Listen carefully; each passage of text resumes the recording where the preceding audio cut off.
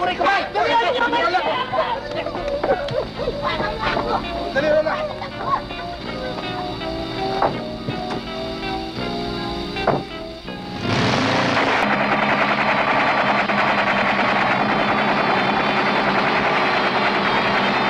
Naku!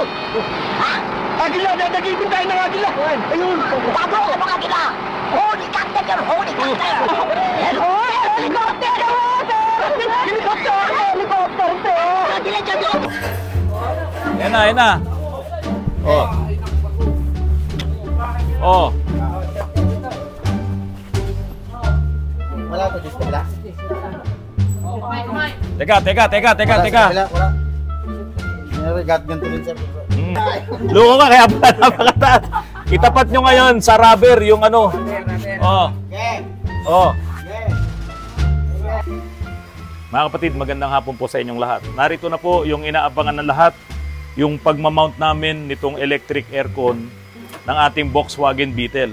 So ito yung kanyang condenser at ito yung kanyang condenser fan. Ito yung mga tubo, mga hose, mga high pressure hose to, no? High pressure, low pressure hose. Oo. High pressure, low pressure, nandun yung evaporator. Tapos ito na po yung compressor. Ayan. Mga kapatid, done na po itong Volkswagen na to. Kapag na-mount na ni Engineer Tolitz yung compressor, lahat ng trabaho dito ay saka namin i-mount ngayon itong body. Dito po sa Volkswagen. Ngayon mga kapatid, ito pong Volkswagen na to, good as ito po ay parang dinala mo sa kasa. Kaya lang wala ng kasa ng Volkswagen ngayon. Kasi po mga kapatid, lahat ng pyesa nito ay bago. Hindi ako maglalagay ng rack and pinion dito para magamit ko pa rin yung original niyang steering system. So meron tayong mga tie rod bars, tapos steering stabilizer at yung kanyang gearbox. Pero yung electric power steering, yun ang ilalagay natin. Ayun, yung nakakabit sa puti na yun. Meron pa po akong isa niyan, ang gagamitin po natin dito para gumaan yung manibela. Electric power steering. Ngayon, mga kapatid, since yung body nito, inayos natin, pininturahan natin, pati itong pinaka-chassis niya, ang engine nito, in-overhaul natin, syempre dapat ang kanyang electrical system ay bago din. Ito po, magugulat kayo. May sarili siyang wiring harness.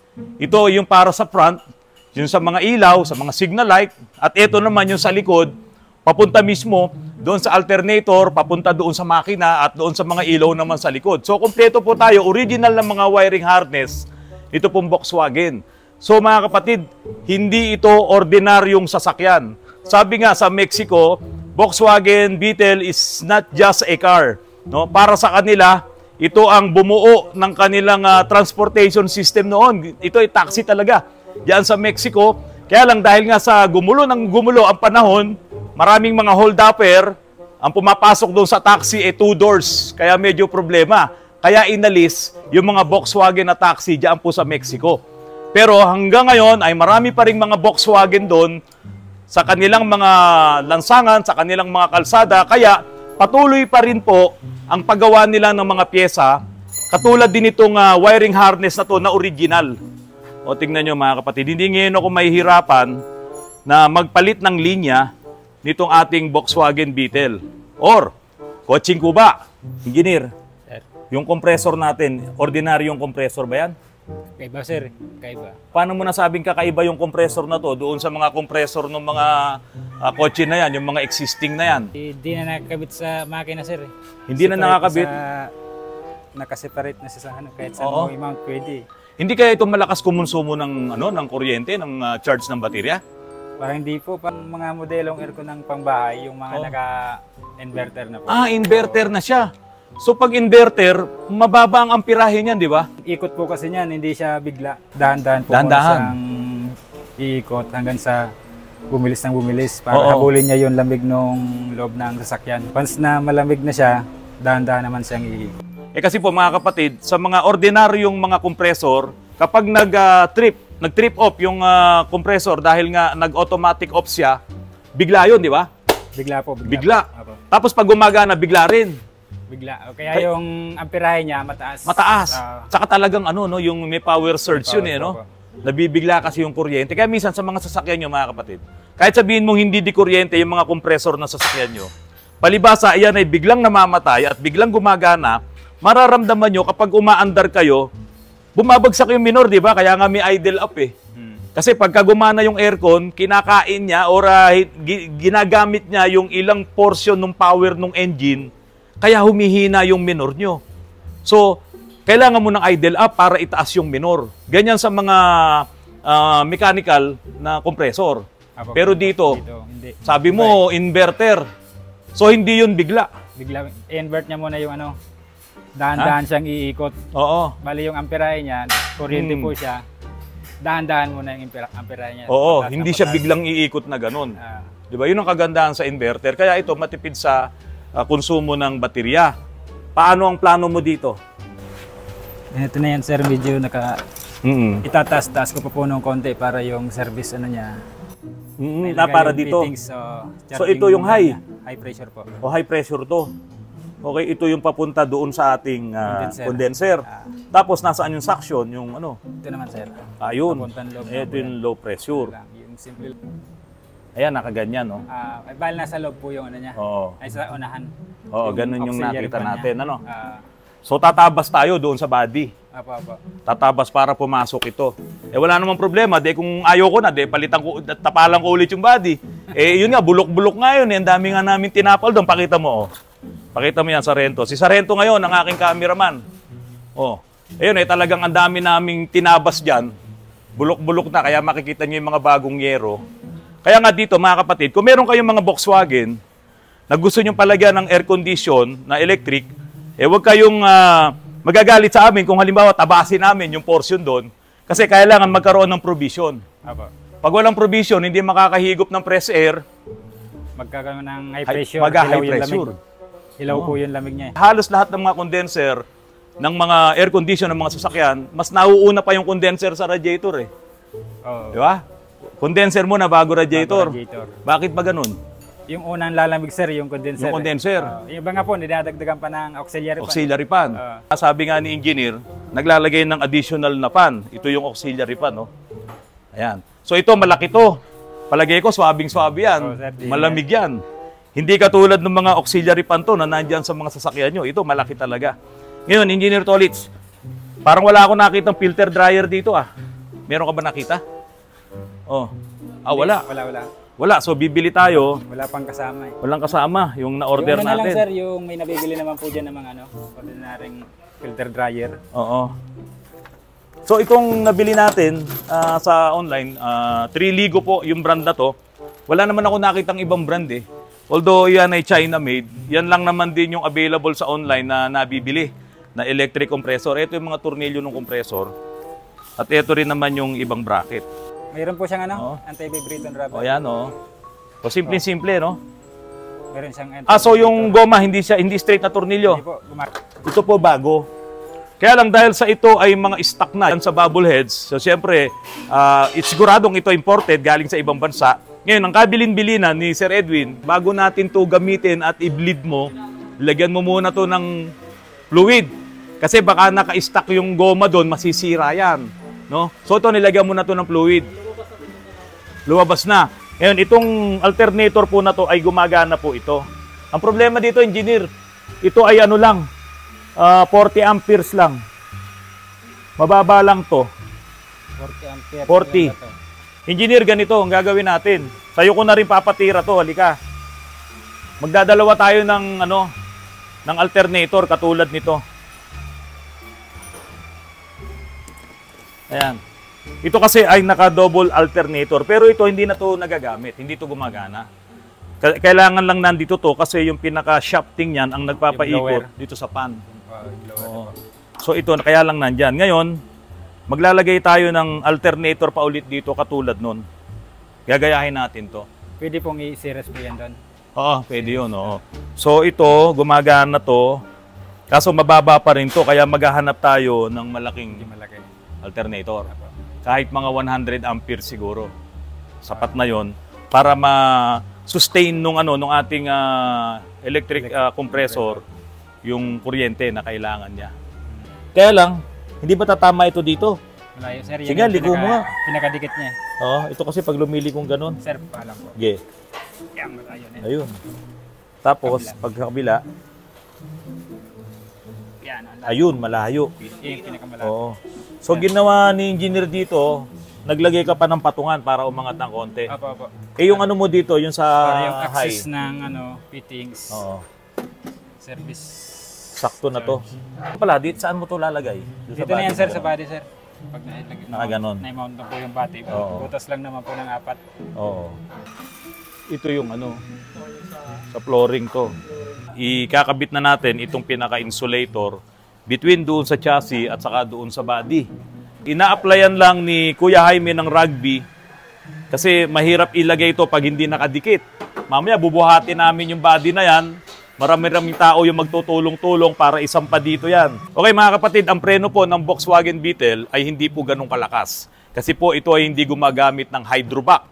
No? Yung hihigop ng malakas na vacuum para tulungan yung paa natin na maitulak itong master. Kasi sa hydrovac po, may bilog dito na may hangin yon, humihigop yung engine sa mga digasolina, yung vacuum. So paghigop ng vacuum, hihigupin yung hydrovac at tutulungan na itulak itong push rod para maitulak itong ating preno. Yung mga piston dito at magkaroon ng pressure yung mga fluid sa bawat gulong natin. Eh ito walang ganun, walang assist. Walang brake assist to, kaya medyo matigas ang preno nito. Sampay. Okay, ito naidikit ko na to. Itong rubber dito. Itong medyo problema, kurbada. Kailangan yata natin ng ano dito, ng gunting. Pero sige, try muna natin dito. Okay.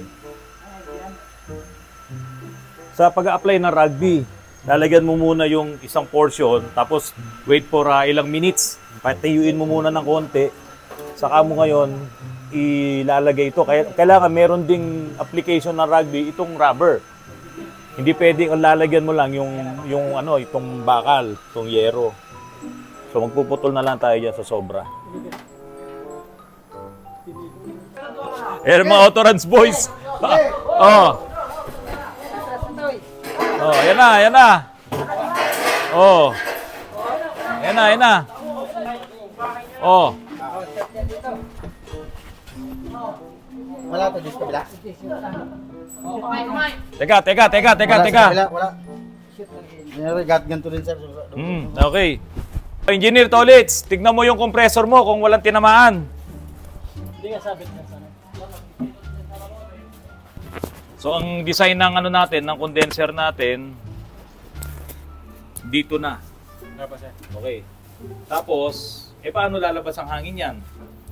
Bubutas po tayo dun sa... Alisin mo muna, pakita mo.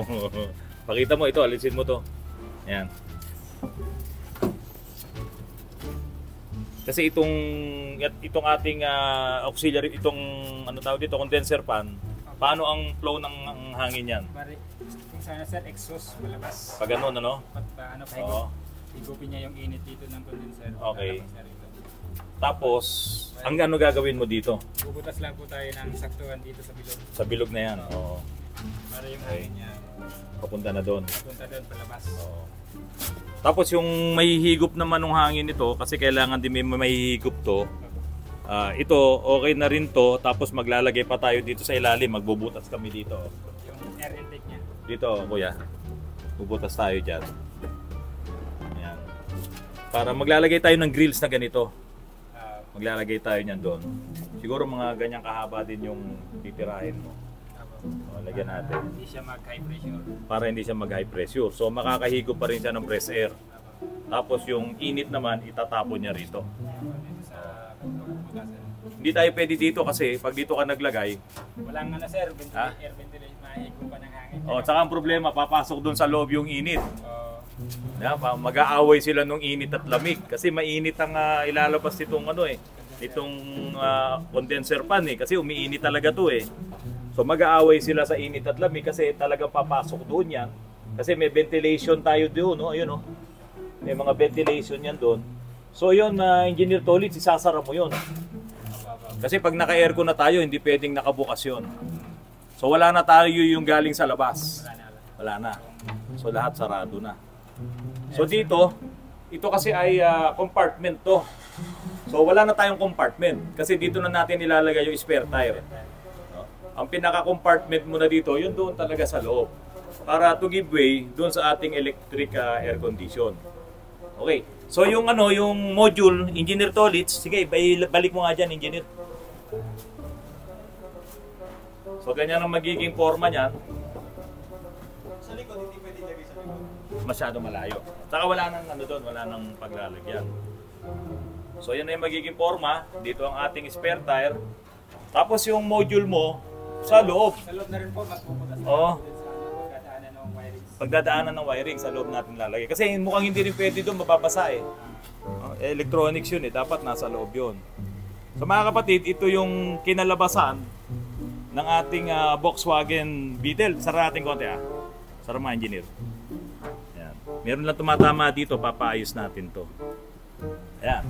Yan na po yung ating Volkswagen Coaching Cuba. Bukas ang magiging trabaho namin nila Engineer Tolits dito, pati si Nel, pati si Jaime. Kakabit natin yung mga fenders. Kuya Jaime. Saka yung mga tornilyo sa ilalim. So poproblemahin pa pala natin yung dalawang tornilyo rito. Tapos yung ating power steering ito, meron pa akong isa nito.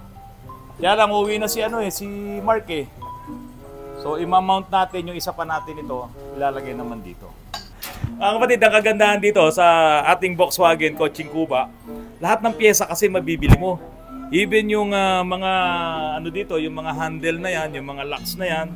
Tapos biro mo, magkakaroon pa ng electric aircon. Ang kagandahan sa electric aircon, kung malakas ang baterya mo, halimbawa puno naman, kahit patayin mo ang engine, naka-aircon ka eh. Di ba, engineer? Parang katulad ka na rin ngayon ng mga hybrid. No, sa traffic, patayin mo yung engine, naka-aircon ka, tapos i-start mo. Kaya nga sabi ko dito, lalagyan ko to ng medyo malakas na alternator at maglalagay din ako ng malaking baterya. Pinakamaliit na baterya ko na dito ay 3SM.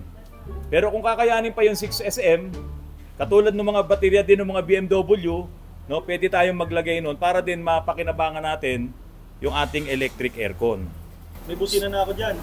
Anong busina mo rito? Blue pump. Blue pump? Rin yun, Germany rin yun. Nandoon yung libro ko niyan. May libro ako ng Volkswagen Beetle sa electrical wiring niya. Meron tayong libro, kaya hindi ka malilito dyan. Pagkatapos po nitong lahat, at napaandar na namin ito ng maayos, saka namin sasabihin sa inyo kung magkano po talaga ang nagastos dito po sa ating electric aircon, dito sa ating Volkswagen Beetle. Ang mags po natin ay naka 17 inch po tayo. Ito pong ating Volkswagen po na ito, Beetle. Ito po ay manual transmission. Wala akong alam na lumabas dito na automatic transmission. Ngayon, pagdating sa usapan sa automatic transmission, marami po talaga yung gumagamit ng dalawang paa sa automatic transmission. Marami akong nakausap dito sa shop. Marami po ang nasisiraan ng kanilang mga automatic transmission dahil ang katwiran po ng ilang mga kaibigan natin ng mga seniors, kapag daw po napagod na yung kanilang kanang paa, ay napipilitan silang gamitin ang kanilang kaliwang paa, lalo na po sa traffic. Kaya marami po talaga yung ganyan na attitude sa pagdadrive. Lalong-lalo na po yung mga seniors na. Kaya po pagdating sa traffic, napipilitan pong gamitin nila ang kaliwang paa pagdating sa preno. Kaya lang dumarating yung pagkakataon na magugulat ka, mabibigla ka, at dahil nga po sa umiidad na rin ng iba nating mga kababayan, yan na po lumalabas ang maraming mga problema. Yung sudden acceleration. Hindi po sudden unintended. Sudden acceleration po. Kasi nga po, mali yung kanilang pagmamaneho, yung manner ng kanilang mga pagmamaneho. Mga kapatid, balikan ko lang itong Coaching Cuba natin, itong Volkswagen natin. Mga ilang araw pa, makikita nyo nang ito ay umaandar sa mga lansangan. At ang akin lamang po maipapayo sa inyo, kung meron po kayong mga Volkswagen at gusto nyo pang i-revive, gusto nyo i-restore, halos lahat naman po ng pyesa ay mabibili natin. Tawagan nyo lang po si Sir Edwin ng Bubbleheads at marami po kayong mga pyesa na makukuha sa kanila. On the spot, makakapagbigay sila ng mga pyesa na kailangan nyo para sa ating mga Volkswagen Beetle. Mga kapatid, muli ay shout out para po kay Brother Maynard, lokal ng Village East. kabadminton po ni Engineer Russell. Kumusta ka dyan, Brad? O ito po, sana po patuloy nyo pong tangkilikin ang aking channel na Autorans. Kung inyo pong nagugustuhan ang aking mga vlogs, kung pwede lamang po, paki-likes, paki-share, at paki-subscribe na rin po ang aking channel. Magandang gabi at maraming salamat po sa inyong lahat.